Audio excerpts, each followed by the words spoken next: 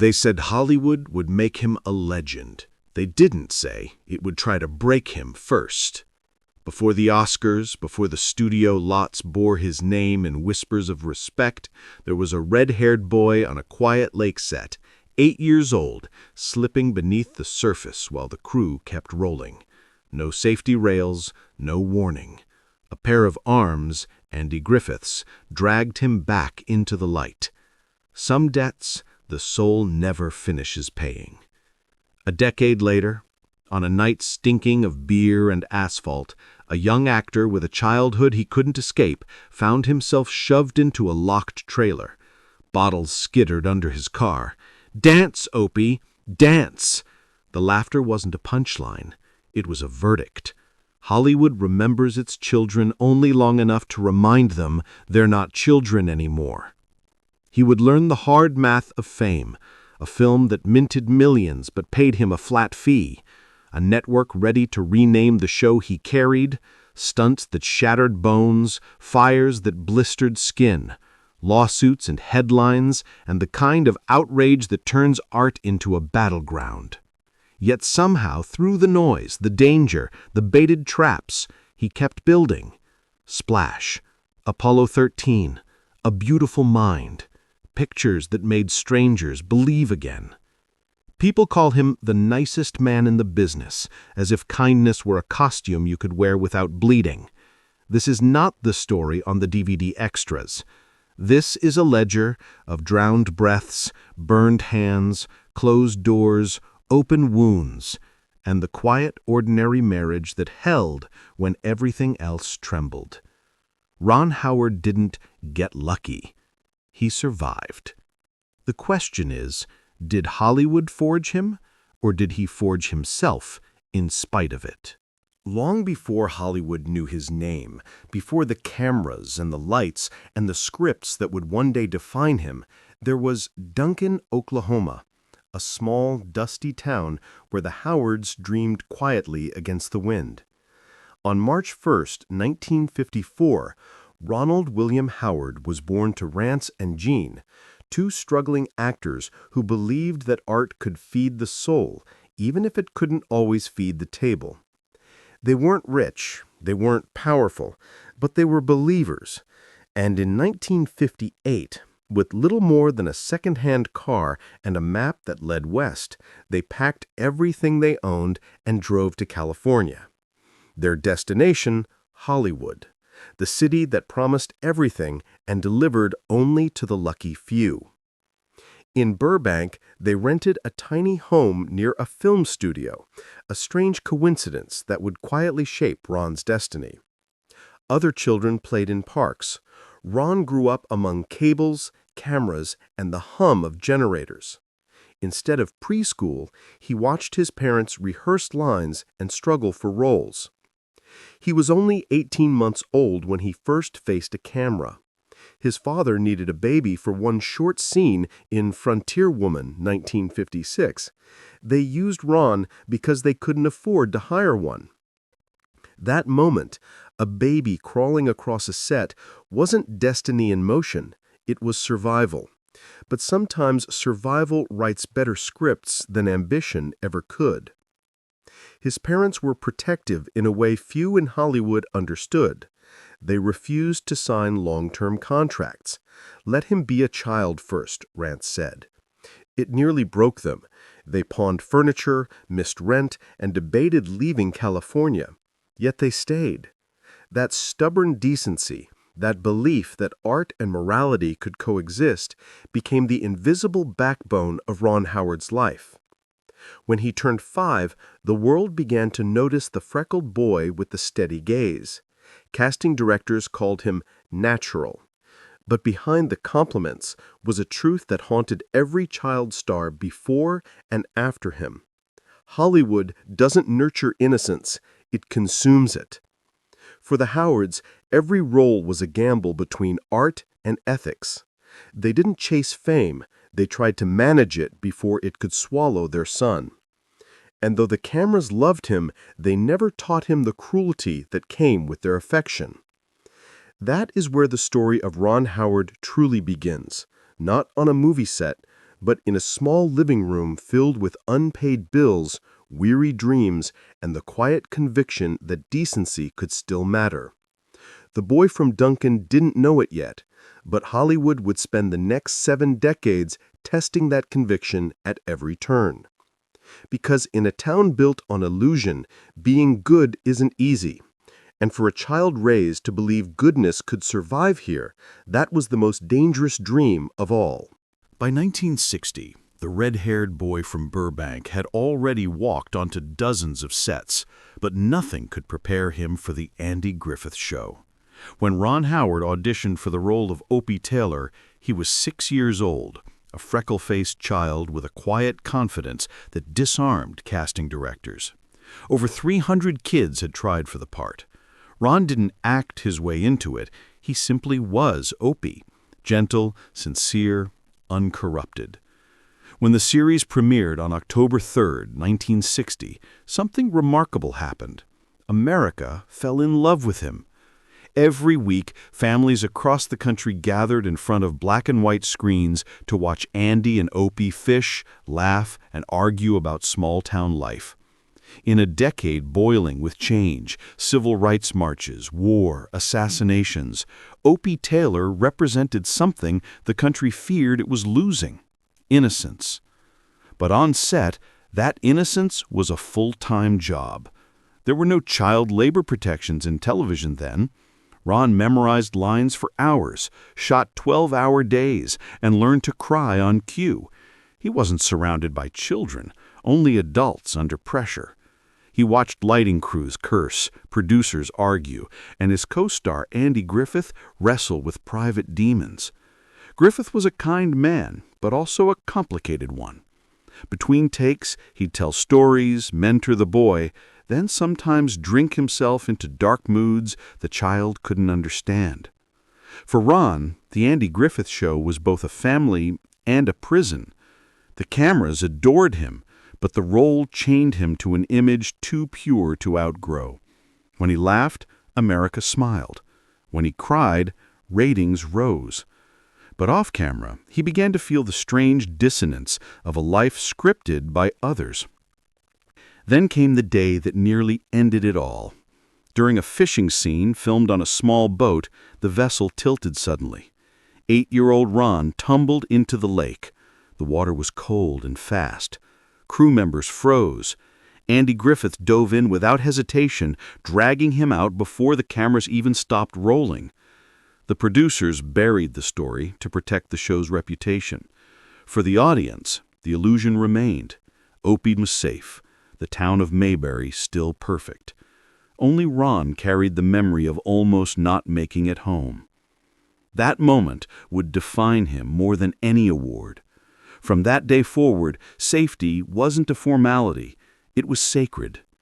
Decades later, as a director, he would obsess over safety protocols, refusing to let another actor face the risks he once did.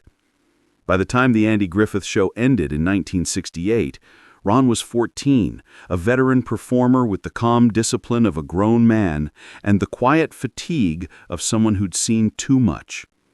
America knew him as the boy who made them smile. He was already learning that the camera's love comes with a price.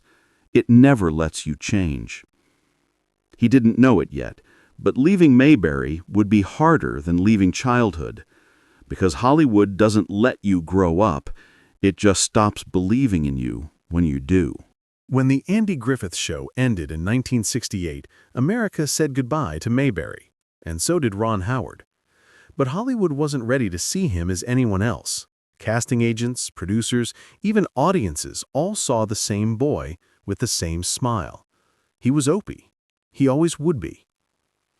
The years that followed were brutal. He auditioned more than 50 times and failed them all. The industry had a cruel logic. The child star who grows up becomes disposable. To them, Ron wasn't an actor anymore, he was nostalgia with freckles. In 1973, that nostalgia walked onto the set of a small film directed by a young filmmaker named George Lucas. The movie was American Graffiti. Its cast was full of future legends: Harrison Ford, Richard Dreyfuss, Cindy Williams, and a 19-year-old Ron Howard, desperate to be taken seriously again. It should have been his rebirth. Instead, it became another lesson in how merciless Hollywood could be. During filming, two of his co-stars, Harrison Ford and Paul Le Mat, mocked him relentlessly for being the TV kid. They threw beer bottles near his car, spiked his drinks, and locked him in a trailer while chanting, "Dance, Opie, dance!" Ron never fought back. He smiled through it, did his work, and walked away. Years later, he'd call it Opie shaming. Ford eventually apologized, but the scar stayed. American Graffiti went on to make over $115 million on a $777,000 budget. Ron was paid $10,000, no royalties, no back-end deal. When he asked George Lucas for a 1% share, Lucas refused. It was his first blockbuster and his first heartbreak. But life has a strange rhythm. In the middle of rejection, Ron found something solid. Her name was Cheryl Alley, a classmate from John Burroughs High School. Their first date was November 1st, 1970. Their connection was quiet but real, built not on fame, but on ordinary moments, diner coffee, long drives, and two dreamers clinging to each other in a city that eats them alive. They married in 1975, and while the tabloids whispered and laughed, the boy wonder marrying his high school sweetheart, it was the one thing in Ron's life that would never fall apart. In the same year, a new door opened, Happy Days. Ron took the role of Richie Cunningham, a sweet, naive teen in 1950s Milwaukee. It was the perfect bridge from Opie to adulthood. The show became an instant hit. At first, Happy Days was his show, the heart of it. But by 1976, another character had stolen the spotlight, Fonzie, played by Henry Winkler. ABC executives even proposed renaming the series Fonzie's Happy Days. Ron refused. Quietly, but firmly, he told the producers, "If the title changes, I walk." The news leaked. Fans went mad. Thousands of letters flooded ABC, demanding that Richie stay the star. The studio backed down. It was the first time Ron stood up to Hollywood and won. But the victory had a cost. The network started paying Winkler triple what Ron earned. Crew tensions rose.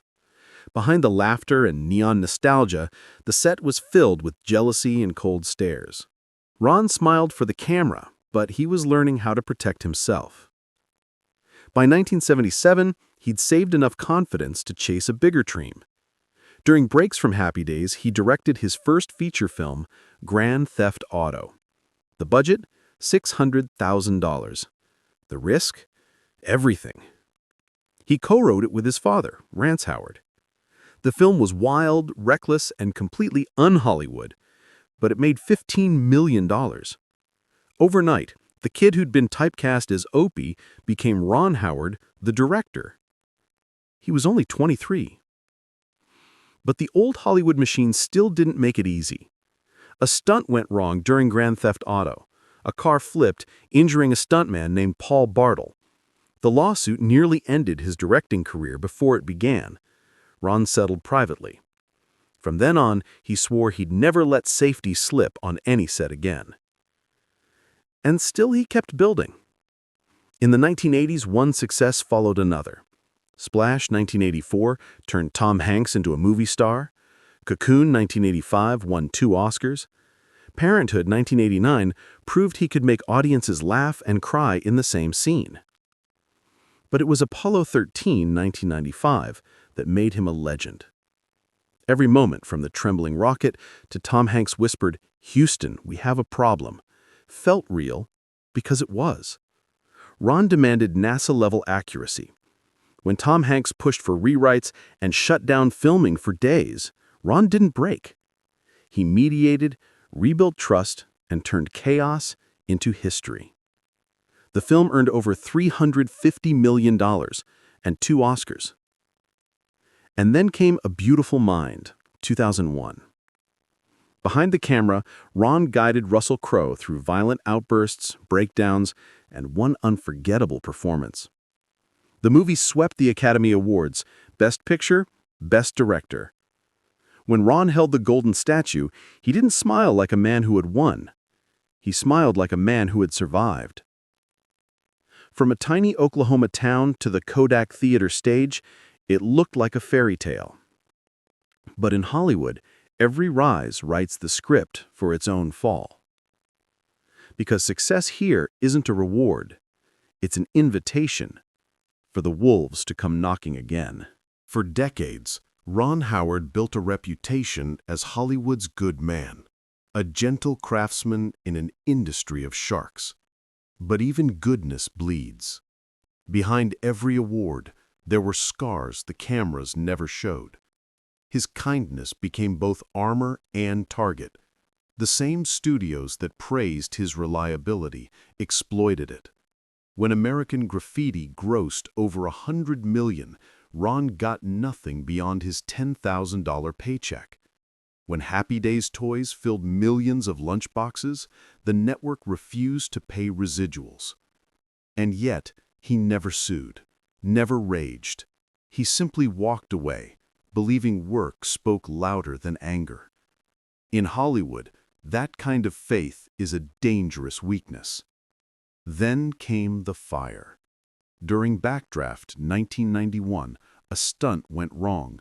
A real explosion burned actors and crew. Kurt Russell suffered hand and face burns. 3 others were hospitalized. The set was chaos, and the media whispered negligence. The investigation by OSHA found safety violations. It could have ended him. But Ron didn't deflect blame. He took responsibility, paid the fines, and rebuilt his process. From that day, every Howard production would carry a reputation for near-obsessive safety. The man who'd once almost drowned on set had turned trauma into discipline.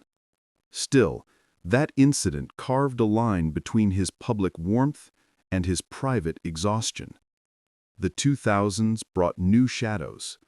When the Da Vinci Code hit theaters in 2006, the backlash was global. Religious groups accused Howard of blasphemy. In Italy, priests preached against him. In the Philippines, protests filled streets. He received death threats, letters promising fire and knives. At Cannes, a bomb scare forced him to evacuate the premiere hall. To some, he was the man who insulted faith. To others, a director brave enough to question dogma. The truth was simpler. Ron had never intended to provoke. He just wanted to tell a story. But intent doesn't matter when the mob smells blood. That same gentle nature, the decency that once protected him, became his liability. In 2011, his comedy The Dilemma sparked another storm. A single line, "Electric cars are gay," drew outrage from LGBTQ+ advocates and talk show hosts. Howard refused to cut it, arguing it fit the character, not the message. The world didn't care. The man known for wholesome stories was suddenly labeled insensitive. He wasn't cruel, just out of step with a new era that demanded flawless virtue from its icons. Then came the most painful blow, not from strangers, but from those closest to him. In 2012, former Happy Days co-stars sued CBS for unpaid royalties, over $10 million in merchandise revenue. Though Ron wasn't part of the lawsuit, the headlines dragged his name into the storm. Decades of friendship fractured under lawyers and press conferences. When the case settled, for just $65,000 per actor, the damage had already been done. Ron called it one of the saddest chapters of his career. But Hollywood's tests weren't done. In 2013, while directing Rush, a racing film about danger and obsession, art and life blurred too perfectly. A stunt driver was badly injured in a fiery crash that mirrored the movie's real-life tragedy. Lawsuits followed, alleging ignored warnings. 18 days after the premiere, another crew member's son died in a car accident. The headlines didn't mention artistry or bravery, only blame. Then came Solo, a Star Wars story, 2018. The production was already collapsing when Lucasfilm brought Ron in to save it. He reshot 70% of the film under impossible deadlines. Fans turned on him anyway. Critics called his version safe, lifeless, the work of a man too polite for rebellion. Petitions demanded his firing. The same industry that once begged him for stability now mocked him for lacking edge. All of it, the protests, the lawsuits, the sneers, led to a single cruel irony. Ron Howard's decency, the trait that defined his art and his humanity, became the thing Hollywood despised most. Because in a world built on ego, a man who doesn't fight back looks weak. In a city built on illusion, honesty looks naive. And yet, he kept showing up, every set, every script, every sunrise. He believed stories still mattered, that the quiet truth of a man's life could outlast the noise of scandal.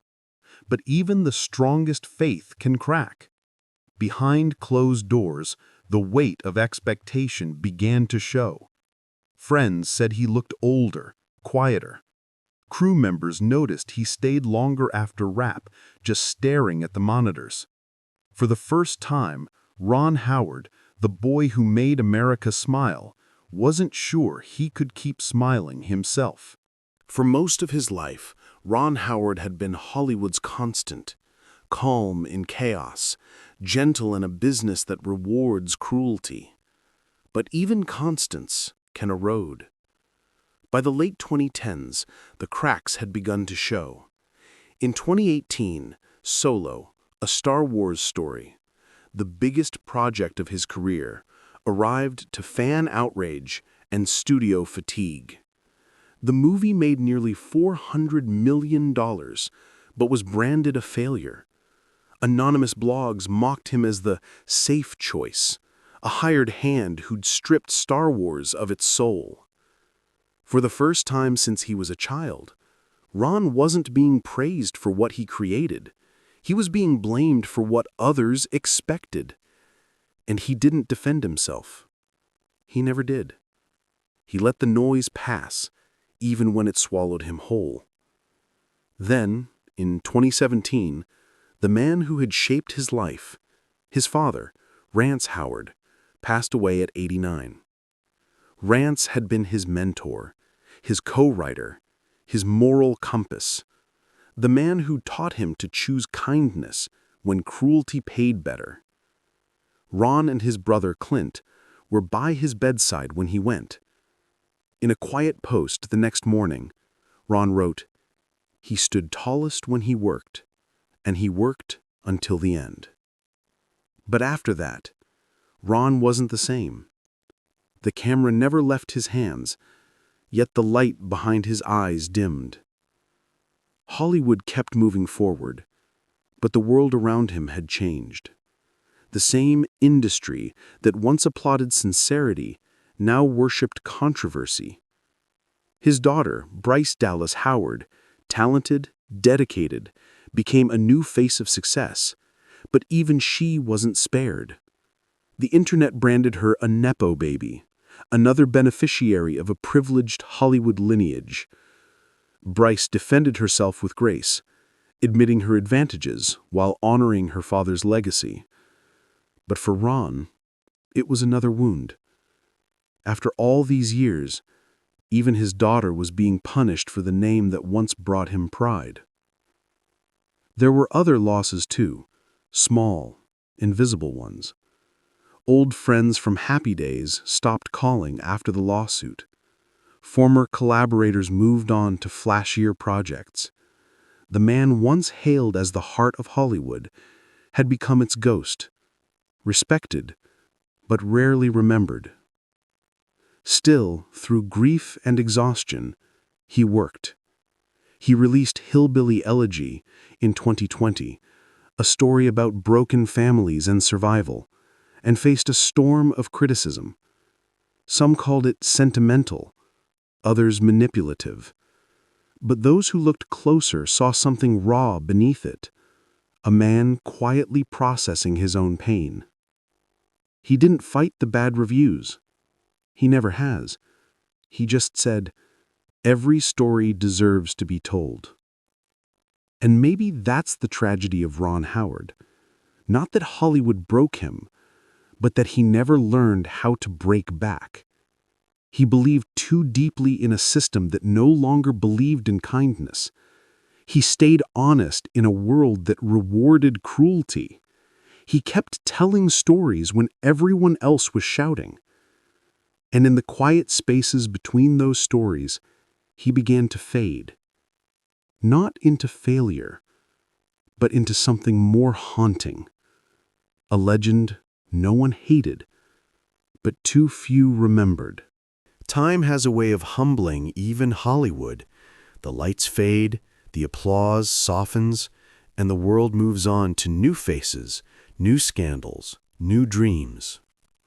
But Ron Howard is still here, still showing up to set before sunrise, still believing that decency can survive in a business built on illusion. In 2025, he celebrated 50 years of marriage to Cheryl, the same girl who once shared cheap pizza and high school dreams in a small Burbank diner. While other Hollywood marriages crumbled under fame's weight, theirs endured. Through tabloids, financial stress, and years apart on film sets, they never let go. When asked the secret, Ron smiled. "We just never stopped liking each other." Together they raised 4 children, Bryce, twins Paige and Jocelyn, and Reed, and 6 grandchildren who call him Papa Ron. At home, he's not the director, the actor, or the celebrity. He's the man fixing breakfast, playing guitar, and laughing too loud at his own jokes. His films may not always please critics, but they've touched something deeper. The quiet places where people still believe in goodness. Splash reminded audiences that love could be pure. Apollo 13 showed courage without ego. A Beautiful Mind turned mental illness into humanity. In 2025, he returned to the screen in The Studio, playing a version of himself, flawed, aging, human, and earned his first acting Emmy nomination in 40 years. The circle had closed. The boy who once played Opie had become the mentor, the father, the soul of an industry that often forgets it has one. When asked once what success meant after everything, Ron didn't talk about Oscars or fame. He said quietly, "If you can walk away kind after everything, that's the real win." And maybe that's the truth of Ron Howard's legacy. He didn't just survive Hollywood, he softened it. Hollywood remembers its monsters and its martyrs, but rarely its good men. Ron Howard never courted chaos. He didn't need to.